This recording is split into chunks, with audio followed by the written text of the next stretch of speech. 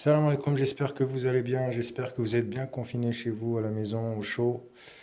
Hein, on est au printemps et puis malgré ça, il fait encore froid, donc il faudra beaucoup de patience. Hein. Donc on va commencer le cours, on va continuer notre cours sur l'optique. L'optique, bien sûr, ça concerne la lumière. Alors là, on a le cours et on va parler de la propagation de la lumière aujourd'hui. Chapitre 6, la propagation de la lumière. Alors, petit rappel, le chapitre 6, c'est le deuxième chapitre de l'optique. Hein. Voilà, l'optique, on avait dernièrement, le dernier cours, c'était le chapitre 5. Aujourd'hui, on va attaquer le chapitre 6 et on va parler de la propagation de la lumière. Alors, comme vous savez tous, la lumière, comment elle se propage? Alors, je vais revenir à mon petit tableau. Alors, petite remarque, tous les schémas que je fais sur le tableau ne sont pas à reporter sur le cours. Enfin, vous n'êtes pas obligé de le reporter sur le cours. D'accord? C'est des schémas explicatifs. C'est pour vous aider à comprendre. Alors, si vous n'avez pas compris, bien sûr, si ça peut vous aider, vous pouvez le mettre sur le cours, mais ça ne va que surcharger le cours. D'accord? Vous n'êtes pas obligé de le reporter sur le cours. J'en ai vu certains qui me le recopiaient. Alors, il vaut mieux trop que pas assez. C'est pas bien grave, mais voilà, je vous le répète, enfin tout ce que j'inscris sur mon petit tableau, bien sûr, à part si je vous le dis, mais normalement, c'est pas reporté sur le cours. Hein. Nous allons faire le petit schéma. Alors, le petit schéma de la lampe, bien sûr, c'est toujours un petit exemple de lumière. Alors là, nous avons notre ampoule qui s'allume. Et bien sûr, quand elle s'allume, elle projette la lumière dans tous les sens. Alors là, on a un plan, mais il faut essayer de conceptualiser tout ça dans un espace. Donc c'est une boule, et cette boule-là envoie de la lumière dans toutes les directions. Voilà, devant, derrière, etc., etc. On a une infinité de rayons lumineux. Et bien sûr, nous, on va s'intéresser à un seul de ces rayons lumineux. D'accord? Ou faisceau. On va voir par la suite la différence entre faisceau et rayon. On dit que la lumière se propage. D'accord? La lumière, ce n'est pas quelque chose de matériel. C'est une onde. Ce n'est pas quelque chose qu'on peut toucher. C'est quelque chose qu'on peut ressentir, qu'on peut sentir grâce aux yeux. C'est une onde. C'est comme le son. Ce n'est pas quelque chose qu'on peut toucher ou qu'on peut manier avec nos mains. D'accord? Et on dit qu'elle se propage. Alors, on utilise ce terme-là au lieu de se déplacer. Alors, on fait tous cette petite erreur-là. Attends, excusez-moi, je cherche mon stylo. Voilà, il est là. Alors, on dit que la lumière se propage dans toutes les directions. On utilise, bien sûr, ce verbe-là. Se propager. Au lieu de se déplacer. Voilà. Alors ça, c'est important en sciences. Voilà, il ne faut pas faire la confusion. Se déplacer, on ne l'utilise pas pour la lumière. Même si elle a une vitesse, bien sûr, mais elle n'a pas de masse. Ce n'est pas un objet, donc on utilise plutôt se propager.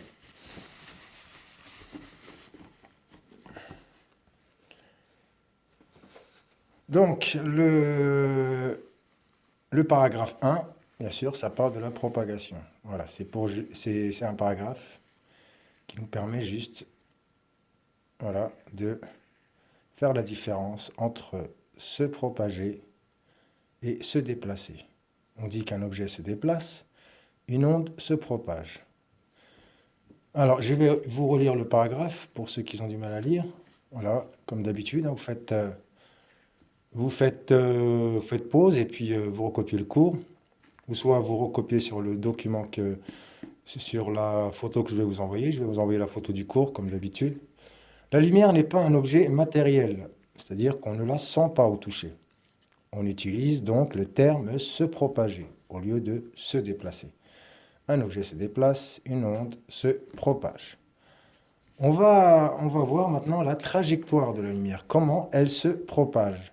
Est-ce qu'elle se propage d'une façon rectiligne? Est-ce qu'elle se propage d'une- avec une courbe comme ça? Ou est-ce qu'elle se propage comme ça?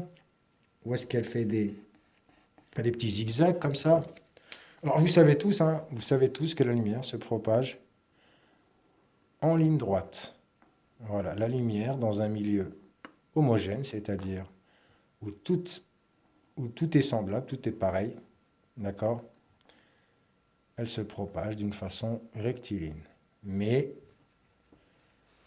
elle peut aussi, bien sûr, se déplacer en courbe dans certains cas, d'accord? En courbe ou soit, bien sûr, elle peut changer aussi de direction. Quand elle change de milieu, elle change de direction. On verra ça par la suite. Mais d'une manière générale, dans un milieu homogène, la lumière se déplace d'une façon rectiligne.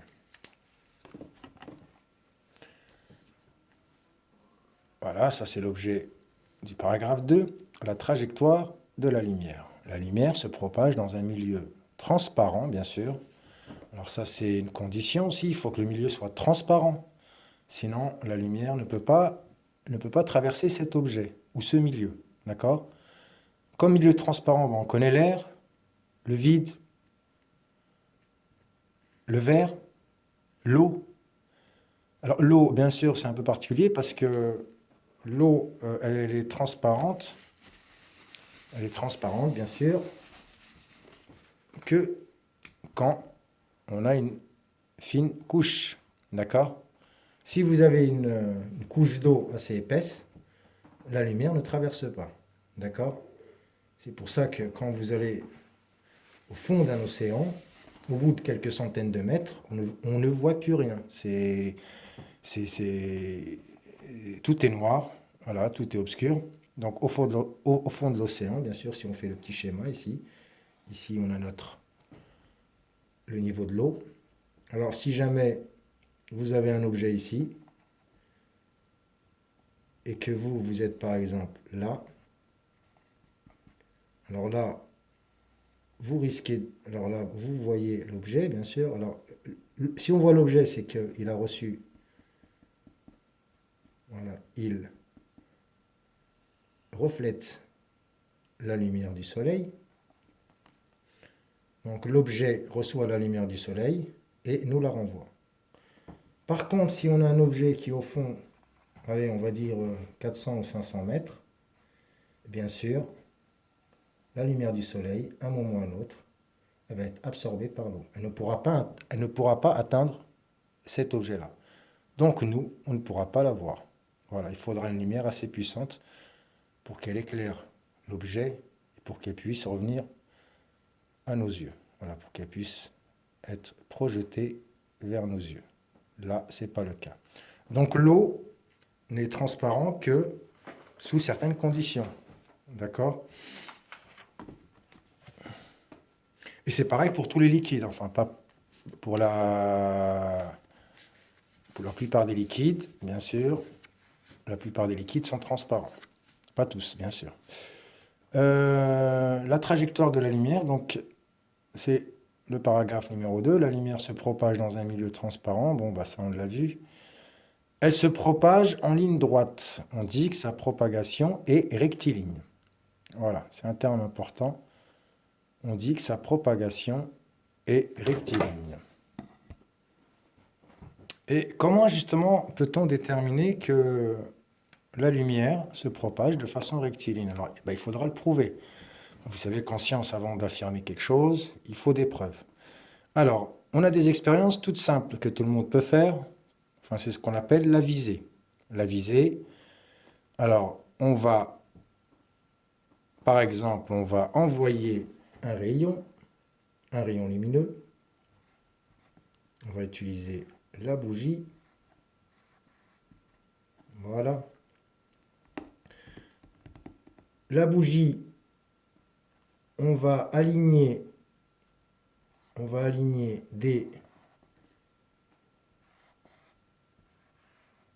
des sortes de réseaux, enfin des sortes de cartons, on va dire.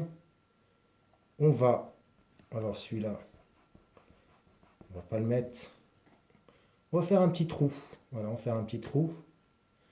Et on va essayer d'aligner la flamme avec les deux trous.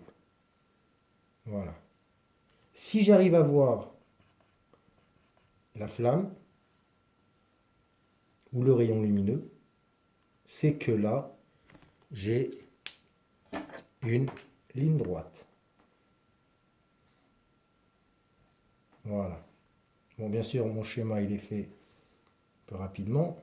Vous pouvez le faire à la maison, vous le ferez, prenez une règle et puis vous appliquez. Notre rayon lumineux, bien sûr, son sens est tel quel. Voilà, donc il va de la flamme à nos yeux. Et là, si je sais que ces trois objets sont alignés, je peux dire que ici j'ai une ligne droite. On dit que la lumière se propage d'une façon rectiligne. Et voilà, bon, je le répète encore une fois.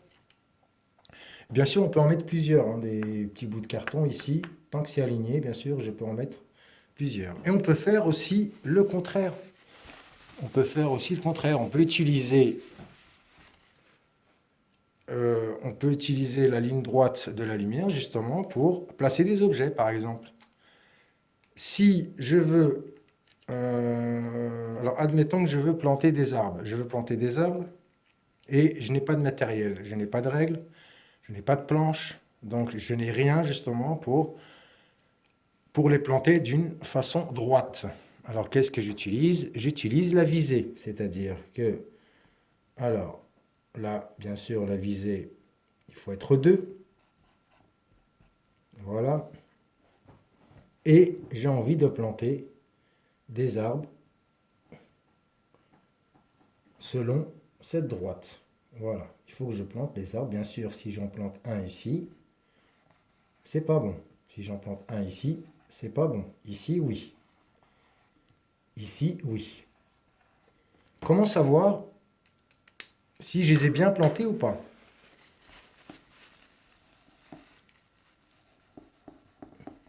Alors là, dans ce cas, j'utilise la visée, c'est-à-dire que ici, j'ai mon ami de l'autre côté. Alors mon ami de l'autre côté, on va le mettre là. Et c'est lui qui va se charger de planter les arbres. C'est-à-dire que c'est moi qui va le guider selon ce que je vois. Voilà, selon ce que je vois. C'est-à-dire que la cime des arbres, c'est-à-dire le sommet des arbres, ici, j'essaie d'aligner les sommets des arbres de façon alignée. Voilà. Et c'est moi qui le dirige en lui disant, voilà, tu te décales à droite, ou soit à gauche, selon ce que je vois. Je vais vous refaire le petit schéma en perspective. Je vais vous refaire le schéma en perspective. Alors là, ça sera une vue de... On va dire que c'est une vue de face. Alors moi, je suis là. Et bien sûr, je plante le premier arbre. Le deuxième, là, il va être comme ça. Le troisième, comme ça. Cinquième, comme ça. Bien sûr, ils sont un peu plus petits, hein, parce que là, on respecte la perspective, etc., etc., etc. Et bien sûr, j'ai besoin aussi de la position de mon ami en face. Voilà. Et là, on va créer une ligne droite. Je vais essayer de voir la cime des arbres alignée. Si la cime des arbres est alignée, bien sûr, si je remarque que la cime des arbres est alignée, c'est que la cime des arbres m'envoie un rayon. Toutes les cimes des arbres envoient un rayon rectiligne. Et là, grâce à la visée, je peux planter des arbres de façon alignée. Voilà. Et voilà ce qu'il faudra mettre dans le cours. Alors moi, je n'ai pas utilisé les arbres, j'ai utilisé comme exemple la bougie avec des petites fentes. Voilà, le rayon lumineux, bien sûr, traverse les fentes. Pour que je puisse recevoir le rayon lumineux, bien sûr, mes fentes doivent être alignées. Alors, pour le cours, bien sûr, hein, vous augmentez la qualité, hein, vous allez dans Paramètres, en haut à droite, trois petits points, vous appuyez sur Qualité, puis vous augmentez là, vous augmentez la qualité. Maintenant, vous savez le faire. Comment mettre en évidence la propagation rectiligne de la lumière? Voilà, c'est ce qu'on avait vu précédemment. Pour voir une source de lumière à travers plusieurs fentes, on réalise une visée. Alors, visée, bien sûr, c'est un mot important, c'est un mot qu'il faudra retenir. Et voilà, nous avons le schéma explicatif. Nous n'allons pas y revenir dessus. Là, nous avons notre rayon lumineux en rouge, qui est droit, bien sûr, donc il faudra prendre une règle pour le tracer. La visée sert à aligner des objets. Voilà l'utilité de la visée. Il faut savoir que c'était utilisé il y a longtemps avant avant qu'on se serve de la technologie. On n'avait que ça justement pour aligner des objets. Et c'est même pratiqué par des géomètres d'ailleurs. Avec leurs petits trépieds, ben, ils font simplement des visées des fois ou des calculs d'angle, mais c'est le même principe. Voilà. Pour que la propagation soit rectiligne, le milieu doit être homogène, la même composition, et bien sûr la même température et la même pression. Il faut savoir que la lumière se propage d'une façon rectiligne à une seule condition, que le milieu soit homogène. D'accord? Si on a un milieu qui est hétérogène, on a vu ces termes-là en chimie, si on a un milieu hétérogène, la lumière, bien sûr, ne se propage pas d'une façon rectiligne. D'accord? On verra ça avec les mirages.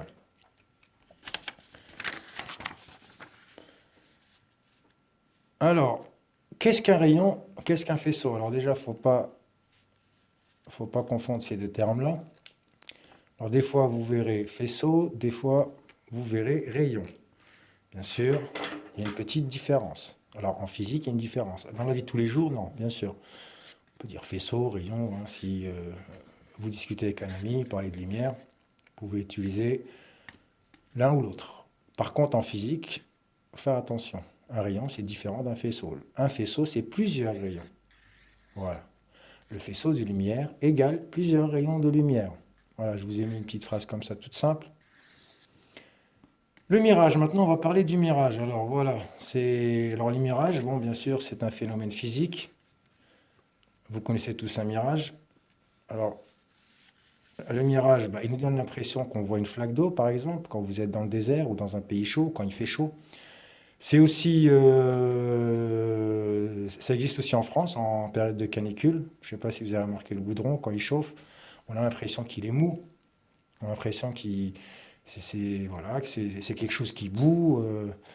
Voilà, c'est à cause du mirage. Alors c'est en période chaude, bien sûr. En période chaude, qu'est-ce qui se passe? Vous avez vu ma petite flèche là. Alors, en période chaude, bien sûr, au sol, la température est plus forte que dans l'air. Plus je descends, plus la température est chaude. C'est à cause du sol. Le sol, bien sûr, il retient la chaleur. Et vu qu'on a un milieu hétérogène, pourquoi hétérogène? Parce que là, il fait plus frais qu'ici. Donc forcément, la composition de l'air est différente ici et là. Ici, la température est plus forte, comme la pression d'ailleurs. On a plus de gaz, ici on a plus de molécules de gaz, ici que là. Ici, on a moins de pression, bien sûr, ce n'est pas des grosses différences, mais c'est suffisant pour changer le sens de la propagation. Voilà. Donc, en temps de canicule, en temps de chaleur, nous avons un milieu hétérogène. Ce n'est pas un milieu homogène. D'accord? Donc, la lumière, à un moment ou à un autre, elle va subir ce qu'on appelle un phénomène de réfraction. La lumière change de direction quand elle change de milieu, tout simplement. Voilà. Et là, nous n'avons pas une ligne droite, mais plutôt une courbe. Ici, nous avons l'image du ciel. L'image du ciel qui vient, normalement, si le milieu était homogène, normalement, elle viendrait jusqu'à là. D'accord? Elle se propagerait en ligne droite. Donc, elle va atteindre ce point-là. Comme on a un milieu hétérogène, la lumière, a tendance à se courber. D'accord? Au lieu de frapper le sol, eh ben, elle va venir jusqu'à nos yeux. Donc là, on reçoit l'image du ciel. Et c'est pour ça qu'on a l'impression qu'on a une flaque d'eau ici. D'accord? Notre cerveau, il a l'impression que l'image, elle vient de là. Notre cerveau interprète toujours une image comme venant d'une ligne droite. D'accord? Donc notre cerveau, qu'est-ce qu'il va dire? Ben voilà, ici, je vois une flaque d'eau. Car la couleur du ciel a la même couleur que l'eau. C'est pour ça qu'on a tendance à croire qu'on a de l'eau. Et c'est souvent dans les pays chauds, dans le Sahara, par exemple. Je vais vous montrer une petite illustration. Voilà. Alors, vous pouvez bien sûr augmenter l'image, agrandir l'image. Moi, je peux la faire pour vous. On est dans un pays, on est dans une région désertique. Et qu'est-ce qu'on voit au loin? Des palmiers. Et au pied des palmiers, on a l'impression de voir un plan d'eau. Mais ce n'est pas un plan d'eau, c'est juste le reflet du ciel. D'accord? Normalement, qu'on ne doit pas voir en temps normal. Mais là, comme il fait chaud, la lumière, bien sûr, elle change de direction. Voilà, c'est un mirage. C'est une sorte d'illusion d'optique. Voilà. Voilà pour le cours. Alors, on va faire quelques petits exercices rapidement. Voilà, des petits exercices d'application. Bien sûr, vous jouez le jeu comme d'habitude. Vous faites pause et vous essayez de réfléchir avant de passer à la réponse. Alors, visualisez. Alors, exercice numéro 1, visualisez le trajet de la lumière. Vrai ou faux? Le trajet d'un faisceau de lumière, alors on vous propose 3 réponses. Sont-elles vraies ou fausses? Voilà, je vous laisse réfléchir. Moi, je fais pause.